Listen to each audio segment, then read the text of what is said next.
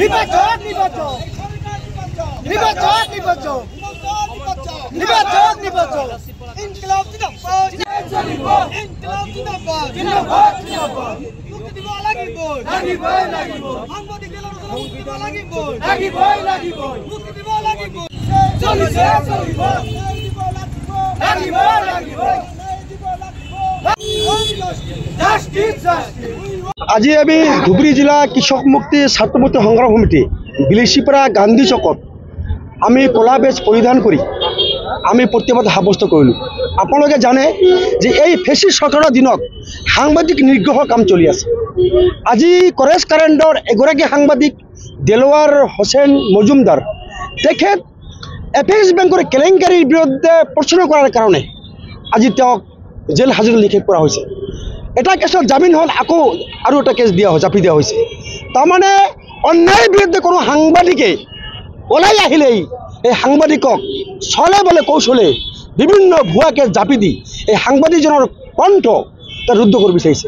এই ফেচিষ্ট চৰকাৰে এই বিজেপি চৰকাৰৰ দিনত বহু সাংবাদিক আজি নিৰ্যাতন ভুগিব লগা হৈছে।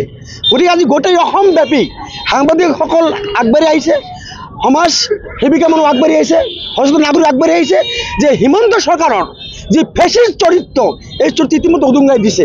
আমি আশা কৰিছোঁ যে অনতিপলমে দেলোৱাৰ হোসেন মজুমদাৰক সন্মান সহকাৰে মুক্তি দিব লাগে।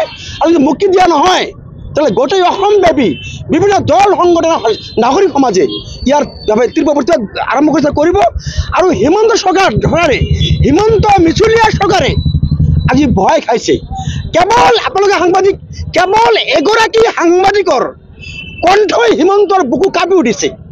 গতিকে আপোনালোকে সাংবাদিক বন্ধুসকলে আপোনালোক ছ'চিয়েল এক্টিভিটিছ, আপোনালোকে ছ'চিয়েল কাম কৰে, আপোনালোকে যে বন্ধু এজনে সাংবাদিকক এৰেষ্ট কৰিছে, আমি আশা কৰিছোঁ যে সাংবাদিক বন্ধুসকলে বীৰৰ দৰে আজি দেখুৱাই দিব লাগিব যে বিলেচিপাৰাতো ধুবুৰী জিলাতো দেলোৱাৰ নিচিনা সাহসী সাংবাদিক বীৰ দপে তেওঁলোকে এই বিৰুদ্ধে প্ৰতিবাদ কৰিব পাৰিছে।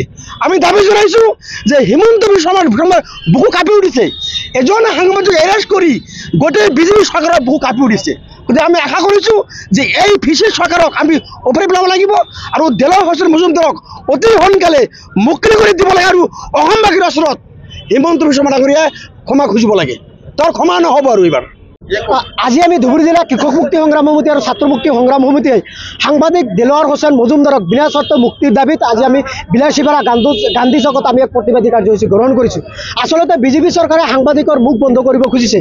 আচলতে বিজেপি চৰকাৰ তথা হিমন্ত বিশ্ব শৰ্মা চৰকাৰে হিটলাৰী শাসন চলাই সাংবাদিকৰ মুখ বন্ধ কৰিব বিচাৰিছে।